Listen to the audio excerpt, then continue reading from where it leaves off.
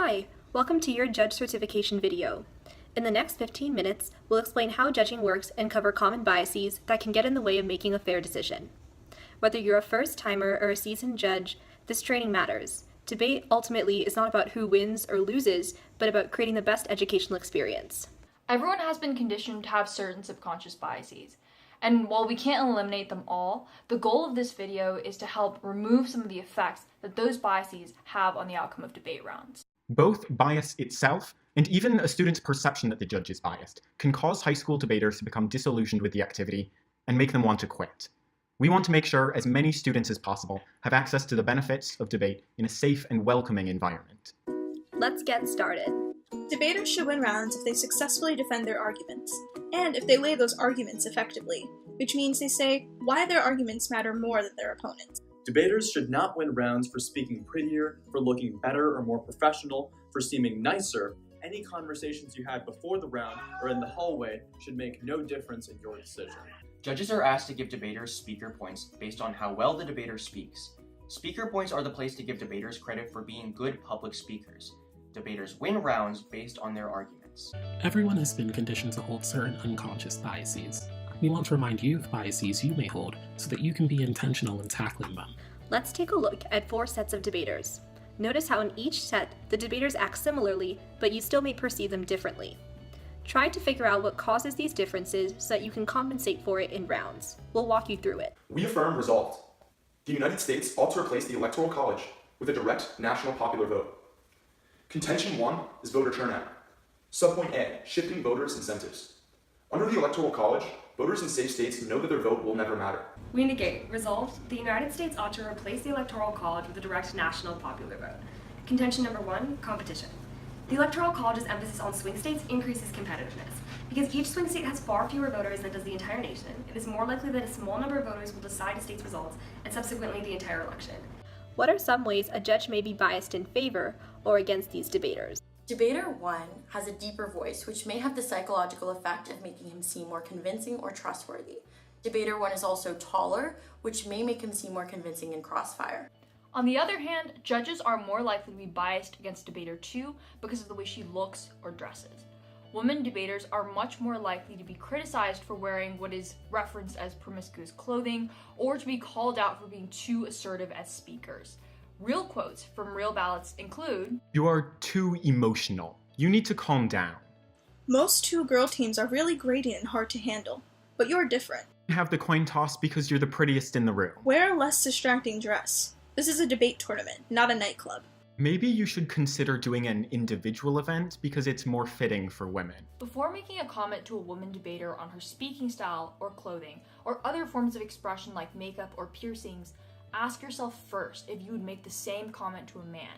Try not to use words with gendered connotations like shrill or sassy when commenting on a woman debater's speaking style. Sometimes we can express subconscious bias when it comes to a debater's socioeconomic status.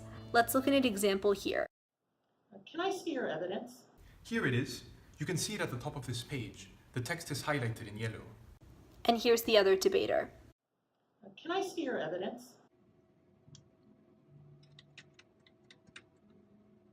I'm sorry, my computer is glitching. 1 second.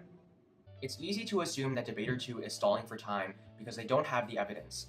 But it's more likely that the debater's computer is glitching or they simply just can't afford a fancy high-processing computer. The same goes for debaters who keep their evidence on paper, who use timers that may seem outdated to you, or otherwise don't have traditional debate accessories. Don't critique the debater's technology.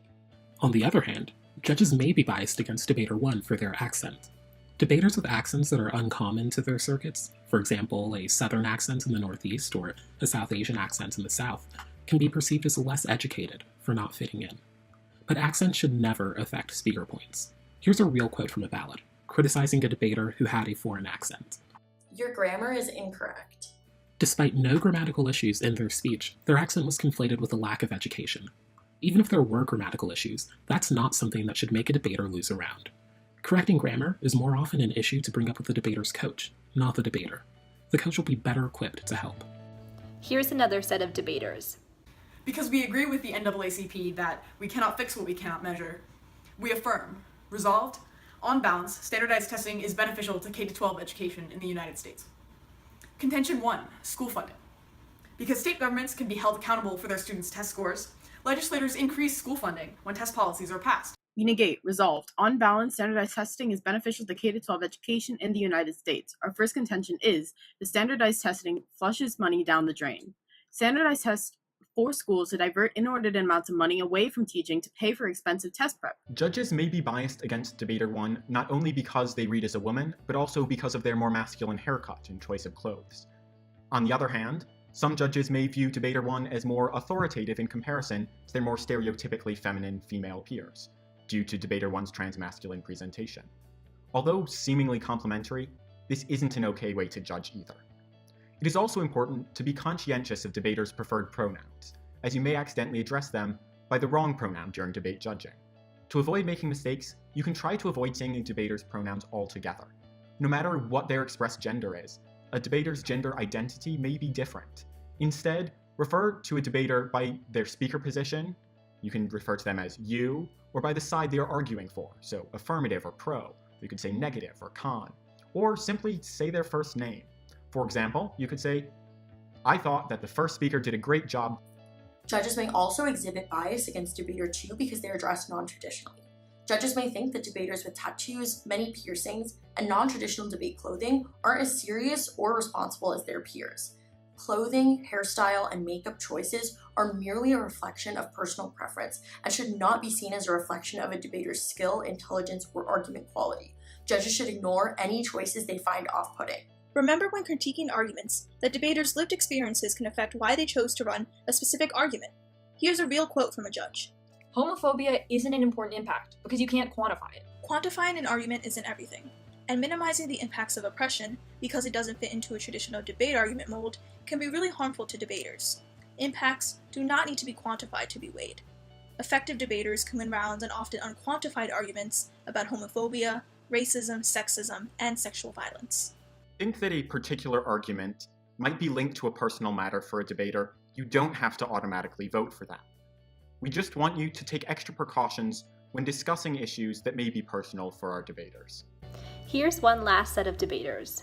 We affirm, resolved, on balance, benefits of genetically modified food outweighing the harms. We observe, Janet Carpenter of the Nature Biotechnology Journal finds that 90% of farmers growing genetically modified foods are small farmers in developing nations. Resolved. On balance, the benefits of genetically modified food outweigh the harms. Contention 1 is soil degradation. GMOs decrease soil fertility in two ways. The first is the Bt gene. The Institute for Science and Society finds that the Bt gene that makes GMOs pest resistant reduces bacteria populations in the soil by 14%. Judges may be biased against debater 1 because people of color are oftentimes viewed as more aggressive or angry when presenting an argument to a judge. Additionally, certain means of expression that are oftentimes associated with a specific demographic of people can be perceived as unprofessional. For example, a common hairstyle for African American individuals is the braided or locks look. Although this is a protective style to preserve the strength of one's hair, some people perceive it as messy or not up to standard. On the other hand, debater 1 looks older than does debater 2. Judges may assume that shorter and therefore younger looking debaters are less experienced, or that older looking debaters have less time left for awards, and may default against younger looking debaters in their decisions. The quotes you heard in this section may sound crazy, or they may not, but they all happened. That being said, not all judges express bias in such an obvious manner. Even judges who consider themselves progressive may have quiet biases that manifest themselves only in decisions and speaker scores, and not in hateful words. But watch out for those as well. Here are some things judges say that make debaters uncomfortable that you should try to avoid. You don't sound like I expected you would, especially if you're comparing them to others of their sexuality, gender, or race. I just didn't think your side could win. This is bad because it proves your biases about the topic to debaters, which makes them think the judging is unfair. Comments on clothing will almost always make the debaters uncomfortable. If you really think the comment is necessary, talk to their coach first. Using racialized or gendered language. Words like bitchy are always inappropriate because they connote an inferiority of one group compared to another. Using pronouns. Complimenting debaters for being not the way you expected them to be. Remember that ballot before about how the judge said that most two-girl teams are grading. Don't say, walking into the round, I expected you to be blank, but I'm impressed you're not. It's still an insult. You're telling them that their identity devalues them. Saying an argument conflicts with personal or political values. A real ballot. I can't vote for you because your case conflicts with my personal religious values. Debate isn't about what you thought coming into the round. Rather, it's about what a debater can convince you about given a blank slate. Not flowing, also known as note-taking. When you aren't taking notes, debaters can feel like they're not being listened to. If you don't know how to flow, ask one of the debaters on your team how to do it in a debate style. If you don't have time for that, just take notes in whatever way makes the most sense to you. Having a record of the debate in front of you can make your judging decisions so much easier. What about aggressive debaters? Women are way more likely than men to be called out for being aggressive. Change those numbers. If you see male debaters being rude in round, scoffing at an opponent's speech, or not letting an opponent talk during crossfire, let them know that that's not okay as well. Being rude in debate rounds is still being rude. Rather than calling these debaters sassy or aggressive, just say, remember to be respectful. Unlike the other phrases judges commonly use, remember to be respectful is not an insult and won't make debaters think you have biases against them, the way the words sassy may trigger a female debater, or aggressive may trigger a debater of color. Just as you want the debaters you want to be respectful, you need to make sure you respect the debaters as well. If you're not sure about a comment you want to make, first ask yourself if you would have said it to your own team first. If it makes you uncomfortable, don't say it. For all of the identities you can see in the room, there may be unknown identities as well. You may not know if a debater is gay, for example, so in giving your RFDs, make sure you're saying something that would make anyone listening comfortable. You don't know who's in the room. Now that we've talked about some of the implicit biases that may affect your judging, let's discuss strategies for breaking this habit. First, identify your own personal bias. Ask yourself questions, such as, do I typically give the win to the same type of debater, or the same personality type? Or ask yourself, when I say that a debater is unprofessional, what do I really mean by that? Second, put yourself in the shoes of a debater of a background other than yours. Think about what challenges that students might face as a result of their gender, race, class, sexuality, or other identifier. Finally, when choosing a winner, be mindful of your decision-making process. What factors led you to your decision, and how might those be linked to identifiers like gender, race, or class? Use the criterion established at the beginning of this video for all debaters. Debaters should win rounds if they can successfully defend and weigh their arguments. Use the notes that you've taken to keep track of arguments rather than relying on some gut feeling that you had about the round. Remember that making judgments based on implicit biases is a habit that can be unlearned. While you may always have some level of implicit bias, the important thing is to understand how it affects your judgment so you can stop it. We know many biases are subconscious and hard to shake, but we hope by not watching this video, you'll be better equipped to tackle them in round and educate your team's debaters, coaches, and parents about how to make debate a more respectable and comfortable community.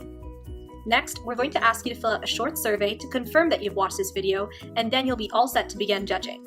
Thank you for dedicating the time to make the debate community a better place for all of us.